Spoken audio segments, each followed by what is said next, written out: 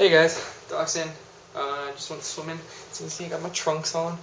A little too cold outside for swimming though, so might not be well advised. I was gonna start out this video. I've been trying to make this video for like 2 weeks, honestly, and every time I do it, it just comes up stale and flat.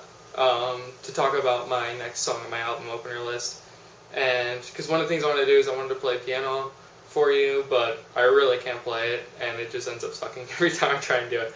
But number 5 on my list, though, I've been meaning to get to this. Obviously, it's been a while, and I know what I want to do for number 1, where I want to do it, how I want to do it, and when I want to do it, everything. I know everything about it, so I just got to work myself to that point. So, number 5 on my list, though, is "Dancing with the Moonlit Night" by Genesis off "Selling England by the Pound." So, if you haven't heard Genesis before, they're amazing, especially in their early '70s era. That's when they really hit it off. That's when they got Phil Collins and Hackett on board, and Peter Gabriel's a singer. And "Selling England by the Pound" though is arguably one of the best prog rock album of all time. If you go on to Prog Archives, you'll see that album is like number 1 or 2 on their top list, and that's actually the reason why I got it. Is when I first got into prog, it was like 3 or 4 years ago, and what I did to kind of find stuff was I would go to the site, and for Christmas, my entire Christmas list would just be CDs, and it would just be all stuff that I never heard before, and it worked out pretty well. So that's how I heard Anathema. I got that way. I got Riverside that way and stuff, so awesome stuff. But anyway, "Selling England" was one of those, and I got the album and I loved it so much that when it came to actually listening to the rest of Genesis and the rest of what made them good, I couldn't move on. It took me like a year and a half before I could finally put down "Selling England" and say, alright, now I'm ready to explore some more. But "Dancing with the Moonlit Night" though is such a cool song. It starts off with Gabriel and he's, "Can you tell me where my country lies?" It's really beautiful. Just solo, just pure, just raw emotion.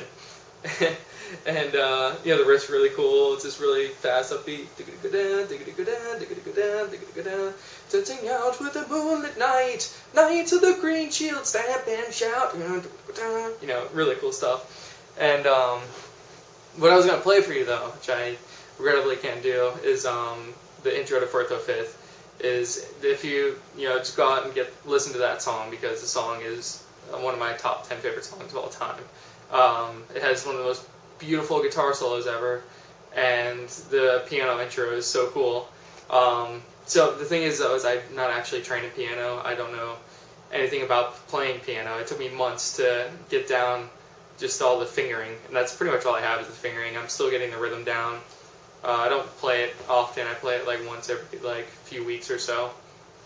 So I don't know if I'm ever gonna get it down, but yeah. So "Dancing in the Moonlit Night," "Selling England by the Pound," one of the best albums ever. Not many people are probably gonna get into it on the first couple listens, as most Genesis actually. If you haven't heard Genesis before, especially that era, then it's very polarizing at first, but if you give it some time, I think it'll work out for you.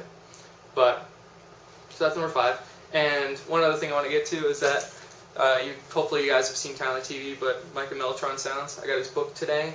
That's Tracks in the Sand, Sea Turtles and Their Protectors. Like I said, I just got it today, and I'm only 16 pages in. Right now, I really should be working on my database project, but I felt like I had to get in on this real quick. But so guy graduates from UCF with a creative writing degree or an English degree, and he knew nothing about sea turtles, and it just so happens that a year later he ends up writing an entire book about them. So it's kind of funny how these things happen, but so far it's a really good read. He told me pretty much everything about this book before I even read it, but it's really light. You learn stuff about turtles and the people who protect them. So I'll put up a link. There should be a link in the description of or actually download now of where you can check out the book, maybe read about it. They got a page on Facebook, and I'm pretty sure they're going to start a contest soon to try and give out one of these. And it'll get people inspired, hopefully, to get their turtle on. So that's it for now, and I will put up something more substantial next time. We'll talk to you guys later. Bye.